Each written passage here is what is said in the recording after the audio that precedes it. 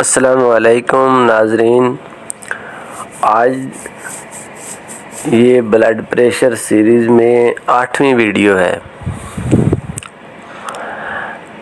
ناظرین، خالص چیز کا ملنا اور پراپر دوائی جو مرض کے مناسب ہو، یہ ملنا آج کل بہت مشکل ہے، اور کسی پہ اعتبار کرنا یہ بھی بہت مشکل ہے۔ مسئلہ یہ ہے کہ پاکستان میں ہر ایک چیز 2 نمبر ملتی ہے۔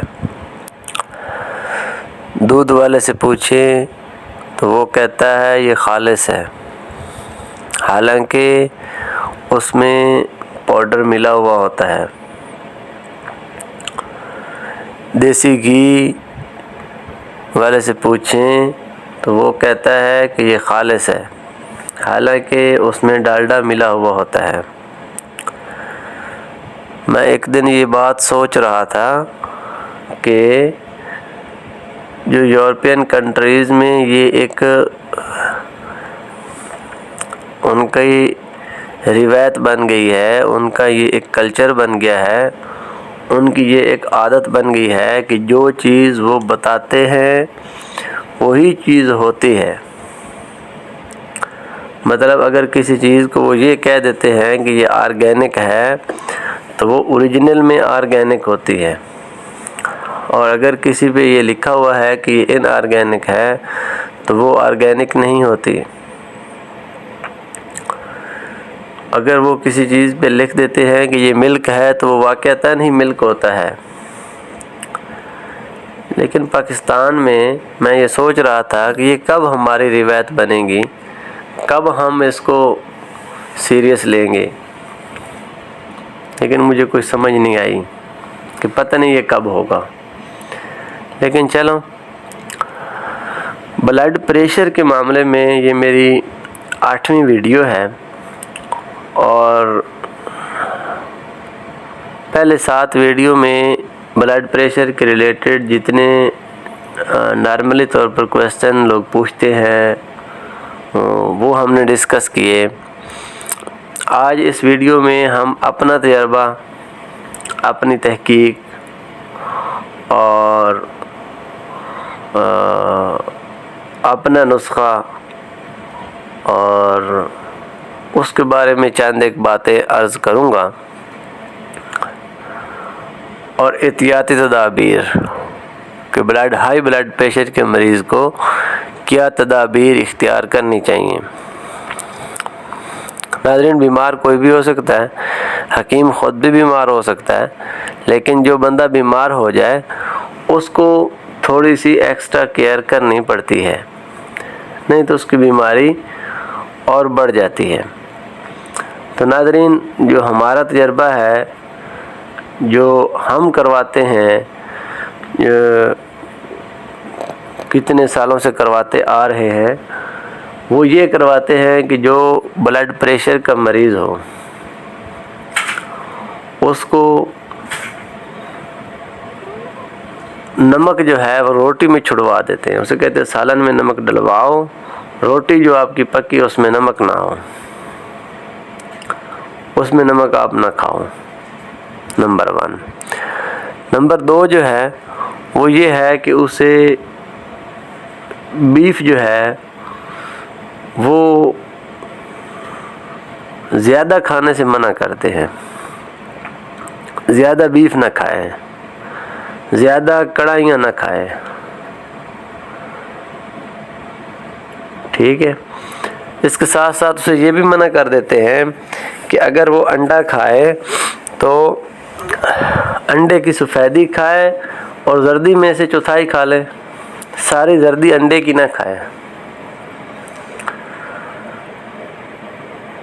کیونکہ ہماری تحقیق یہ کہتی ہے کہ یہ جو بلڈ پریشر ہے یہ گرم ادویات کا اثر ہوتا ہے، گرم کھانوں کا اثر ہوتا ہے۔ جو بندہ معتدل کھانا کھانا شروع کر دے اس کے بلڈ پریشر کا 20-30% مسئلہ تو ویسے حل ہو جاتا ہے۔ تو ناظرین، یہ 2-3 چیزیں ہم بند کرواتے ہیں۔ نمبر 1، روٹی میں نمک بند کروا دیتے ہیں، انڈے کی زردی کم کروا دیتے ہیں، بیف مٹن اگر زیادہ کھاتا ہے کثرت سے تو وہ بند کروا دیتے ہیں، مسالے دار کڑھائیاں بند کروا دیتے ہیں، اور اس کے ساتھ ساتھ یہ ہمارے نسخے کے 2 آئٹم ہیں، ایک یہ کیپسول ہے اور دوسرا یہ ہمارا سفوف ہے۔ یہ ہم ایسے استعمال کرواتے ہیں کہ کیپسول صبح شام استعمال کرواتے ہیں، اور جو سفوف ہے وہ آدھا چمچ دوپہر کو استعمال کرواتے ہیں۔ ہمارے اس نسخہ میں تھوڑی سی فلیکسیبلٹی یہ ہے کہ اگر کسی کا بلڈ پریشر 140 ہے، 140/90 ہے، تو وہ یہ سفوف کی چمچ جو ہے وہ آدھی کھائے۔ اگر ایک بندے کا بلڈ پریشر زیادہ ہے، 150 تک رہتا ہے، 150-100 تک رہتا ہے، 160 پہ چلا گیا ہے کسی ٹائم، تو وہ بلڈ پریشر کی یہ سفوف ہے ہمارا، اس کی پوری چمچ کھائے، چونکہ یہ ہمارا سفوف جو ہے یہ بلڈ پریشر کو ڈاؤن کر دیتا ہے۔ رہ گئے یہ کیپسول، ایک کیپسول صبح ہے اور ایک شام ہے۔ یہ بات رہ گئی کہ یہ ہے کیا چیز۔ ایک مریض تھے، ان کو ہم نے یہ نسخہ دیا، ان کی کافی حالت خراب تھی، بہت زیادہ پریشان تھے، اور بڑے بڑے پروفیسروں سے وہ میڈیسن کھا رہے تھے۔ ان کو جب ہم نے یہ میڈیسن دی تو اللہ کی شکر ہے کہ اللہ کے کرم سے وہ بندہ بلڈ پریشر کا مریض تھا، وہ ٹھیک ہو گیا۔ ایک اور بندہ تھا، اس کو جب یہ میڈیسن دی، وہ 15-20 دن کھانے کے بعد جب میرے پاس دوبارہ آیا تو کہنے لگا کہ اس میں کوئی آپ نے اسٹیرائڈ تو نہیں ڈالا ہوا، یا بلڈ پریشر کی کوئی ٹیبلٹ رگڑ کے ڈالی ہوئی ہو۔ میں نے کہا اللہ کے بندے، جب بلڈ پریشر کی ٹیبلٹ ہی ڈالنی ہے تو میں بلڈ پریشر کی ٹیبلٹ تو آپ کو ویسے ڈاکٹر سے مل رہی ہے، پھر مجھے کیا فائدہ ہے ہربل میڈیسن دینے کا اور یہ شور مچانے کا کہ ہربل میڈیسن ہے میرے پاس جو بلڈ پریشر جس سے نارمل ہو جاتا ہے، پھر آپ ادھر سے کھا رہے ہو۔ اور دوسرا جو بی پی کی میڈیسن ہے ایلوپیتھک، وہ آپ کے مسئلے کو سالو نہیں کرتی، وہ آپ گولی لیتے رہیں گے، آپ کا بی پی لو رہے گا، ٹھیک رہے گا، گولی بند کریں گے پھر چڑھنا شروع ہو جائے گا۔ بہرحال بہت ہی زبردست میڈیسن ہے جو ہمارا یہ سفوف ہے، اس میں ساری ایسی چیزیں شامل ہیں جو ہربل میں ہائی بلڈ پریشر کے لیے دوا کے طور پہ مانی جاتی ہیں۔ اور یہ کیپسول ہیں، ان میں ایک ایسی چیز ہم نے ڈالی ہے کہ جو یہ ہمارے جو بلڈ پریشر کے جو ریزن ہے، جس میں ہماری جو آرٹریز ہیں ان کا کھچاؤ ہے، تناؤ ہے، اور سٹریس ہے، اور بے خوابی ہے، ان سب کا جو ہے وہ ایک قسم کا ازالہ کر کے کمولیٹیولی انسان کا بلڈ پریشر جو ہے اس کو نارمل کی طرف لے آتی ہے۔